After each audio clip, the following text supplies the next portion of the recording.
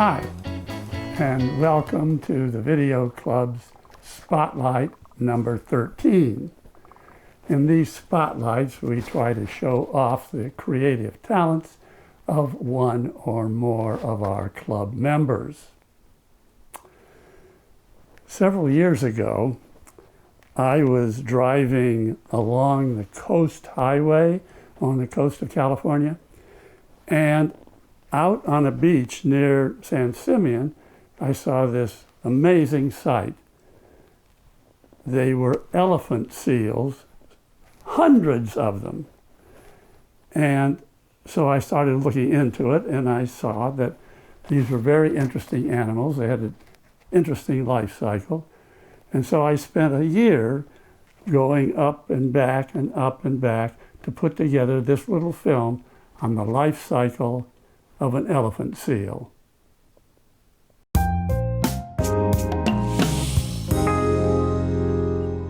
Nature has provided us with some remarkable species. This video describes the amazing life cycle of the northern elephant seal. To look at them stretched out on this beach, you probably just conclude they are big and that the adult males have large noses, reminiscent of an elephant's nose. But there's a lot more to their life story. Elephant seals can be found on beaches along the western Mexican and California coasts, and also out in some islands. We'll spend our time at a beach halfway between Los Angeles and San Francisco, along a rugged coastline. As you can see, these are large, blubbery animals. Up through the early 20th century, elephant seals were heavily hunted for their blubber, which was used for oil in lamps and as a lubricant. The surviving populations of seals dropped to about 50 individuals on a remote Mexican island. Extinction was imminent. But then Mexico declared them a protective species. So from these few individuals in the early 1900s, the population has grown to 250,000 today. The northern elephant seal has an intriguing life cycle. It comes ashore for a month at a time, twice a year. In the winter months, the females come ashore to give birth. The pups are born just a few days after the female hauls herself up on the beach. Then, for the next month, the female nurses her pup. The mother's milk is rich in fat. It reaches 60%. It has the consistency of mayonnaise. In comparison, human milk is 2 to 4% fat. Cow's milk is about 4% fat. So pups feed on very high fat content milk. As a result, pups double their weight in 11 days and quadruple their weight in 22 days. They get up to 300 pounds in 22 days. During this 1 month on land, the females fast. They don't eat, and they lose 30 to 40% of their body weight. At the end of this 1 month on land, the females head out to sea, leaving their babies on shore. The pups need a few months to learn how to swim and hunt, and then they too head out to sea. By then, the pups have lost lots of weight and need to find food. Now, the pups are born a few days after the mother arrives on shore, often at night. The seagulls congregate at the birth site and eat the placenta. The pups are so small and inept that it takes them a while to find the right place to nurse the mother. If the female is a good mother, it may roll over to expose her belly to her pup. The mother identifies her pup at birth and, in general, will only allow her pup to feed. If a pup loses her mother, like this one, it will starve if it doesn't find its real mother. Generally, other females will reject any pup that is not theirs. The pups, being small, are susceptible to being crushed by the bull seals which come crashing through the rookery. About 10% of the pups don't survive their first month on land.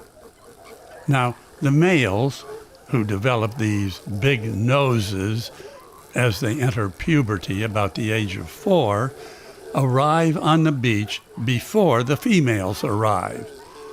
The adult males want to claim territory and collect a harem of females.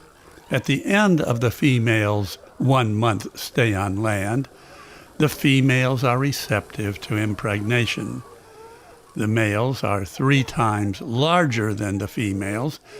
The males look as if they're physically attacking the much smaller females when they are intent on impregnation. His courtship is more like a quick strike. The male comes alongside the female, throws his flipper over her to hold her down, and then bites her on the back of the neck.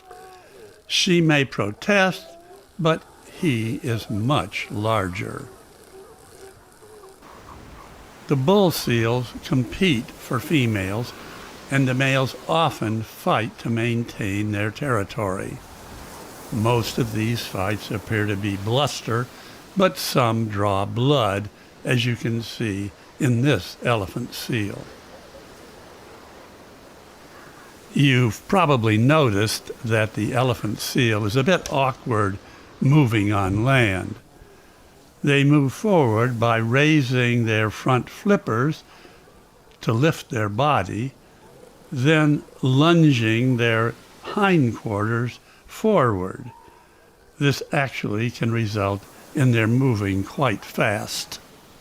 If motivated, elephant seals can outrun a human. So the bull seals arrive before the first females arrive and leave after the last females leave. Typically, the bull is on the beach for 3 months without eating. It loses 1/3 of its body weight during this time, and he certainly tries to conserve energy as much as possible. So, at the end of the 1-month stay on land, the females head out to sea to forage for food to replenish their bodies, and their pups stay on land, living off the fat they've been eating, and eventually they learn how to swim and how to dive for food. When the pups finally leave the beach, they never associate with their mothers again. Then the males set out to sea to look for food. Not a lot is known about the life of an elephant seal in the ocean. They seem to be loners. They've been tracked with responders, and they swim thousands of miles up toward Alaska to feed. Yes, I said thousands of miles. Their feeding style is to surface for air, where it breathes rapidly and the oxygen gets into its muscles. Then the seal exhales about half the air from its lungs and starts its dive. As it descends, its lungs collapse and the rest of the air is driven out of their lungs. This way, it does not suffer from the bends as it returns to the surface. It basically coasts down to a deep depth using very little energy. They routinely dive 1,000 to 3,000 feet below sea level. They stay underwater an average of 25 minutes before returning to the surface to take on air. In fact, they spend 90% of their time at sea, deep underwater. The typical female follows this schedule 24 hours a day while at sea for 3 to 4 months. I don't have any video of this behavior, and I don't think anyone else does either. Surprisingly, after being at sea for months, the elephant seals return to the beach for another month of just lying around and not eating. This time, they've come ashore to molt. The elephant seal must come back to land to grow new skin and new hair because the seals do not circulate blood next to their skin while they're in the ocean. They do not grow new skin and new hair cells continuously as we humans do. While they're on the beach during their molting season, the air around them is much warmer than the ocean water. Their blood then circulates next to the skin, and new skin and hair is grown. The old skin and hair is shed. They can look very ratty, sick-like, during this second time they come ashore for a month. During this period, the seals live much closer together than they did during their month ashore during their birthing period. After molting on the beach, and again not eating, the elephant seals head back out to sea, swim thousands of miles, and dive continuously for food, replenishing their body weight. Then the cycle starts all over again, and the females return to the beach to give birth. If you're lucky enough to see elephant seals, perhaps you'll be a bit more appreciative of their amazing adaptation, their ability to live equally well on both water and land. They're not just mountains of blubber that look like rocks on the beach, that they are among the deepest diving mammals on Earth, that they have learned to go for long periods of time without eating, that the elephant seal lives a solitary life while at sea, and that the seals come ashore for a month, twice a year, once during birthing and once for molting.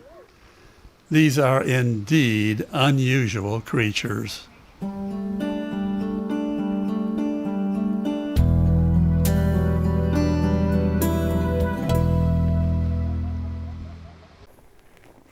Do you ever think to yourself, gosh, I wish I could change that? Well, as seniors, we can get together and influence things that are of interest to us. This next film was by one of our most active members, Lucy Parker, and it's about senior activism.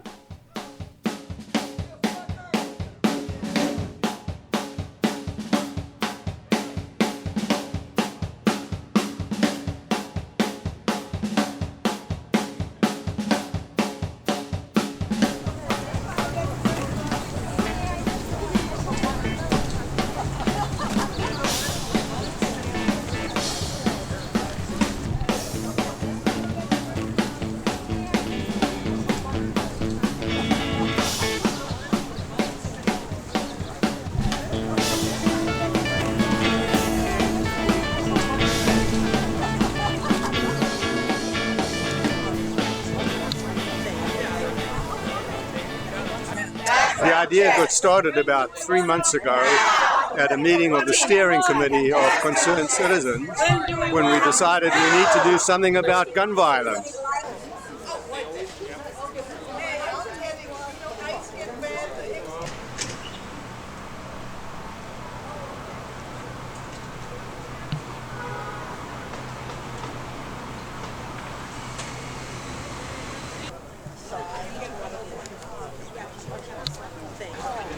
On the right hand side is mine. Access to guns with no background check. So Sandy Hook. Our organization is extremely distressed by the 33,000 people who are killed every year by gun violence. And we know that good gun legislation can reduce this incident. And therefore we are here today to try and do something about it. You see the sign?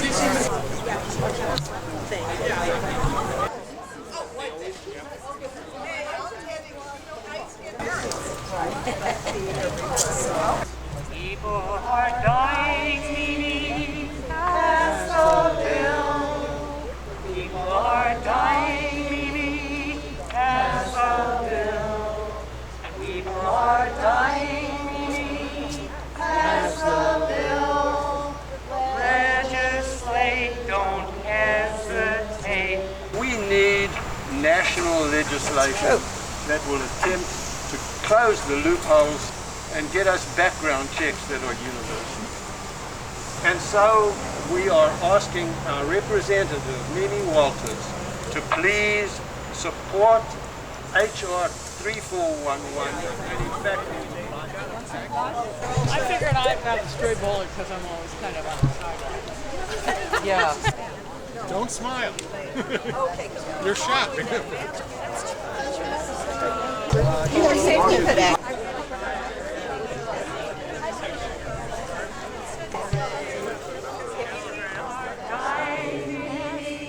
As a bill.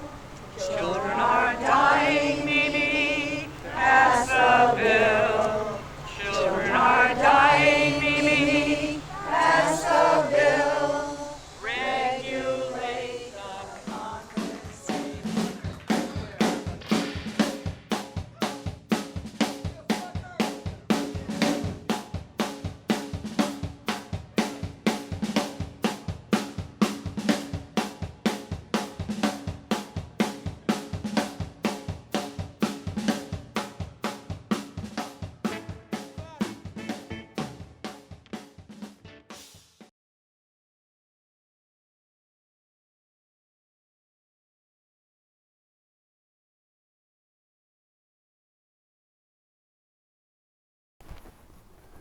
I was on vacation and visiting Athens, Greece, and on one Sunday I came across this interesting tourist site and took out my video camera and filmed this. There was a large crowd of people and I did everything I could to keep the camera above the people's heads.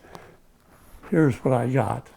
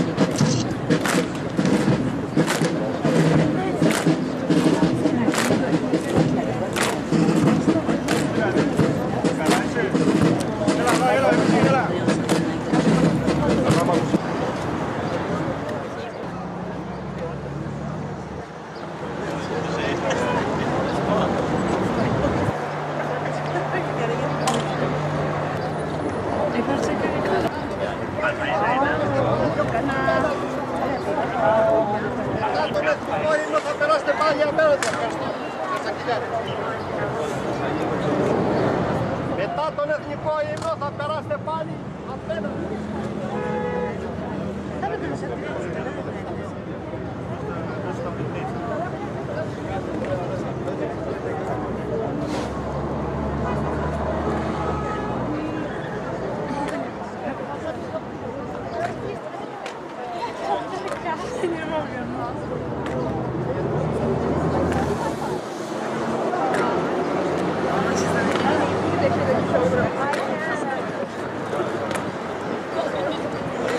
Usam padła już.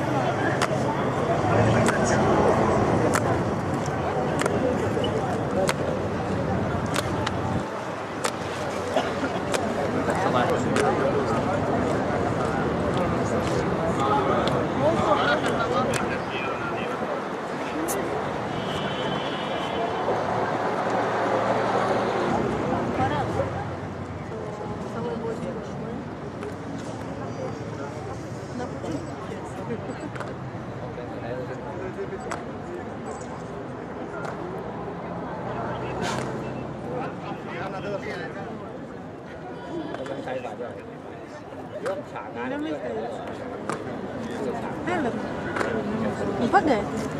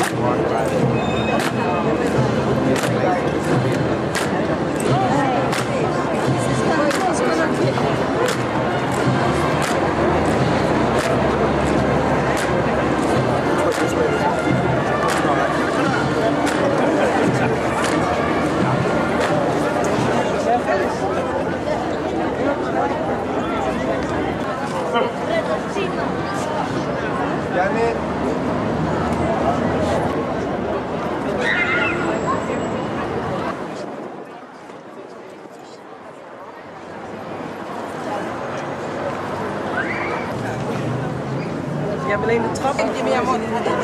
Man siger, at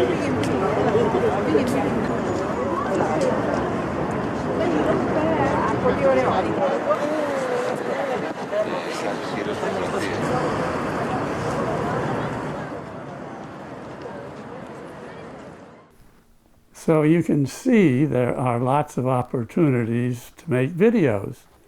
Some of them certainly may be of interest to you. Join the video club and we'll show you how to make your objectives come true. Well, that's about it for Spotlight number 13. Stay healthy and we'll see you next time.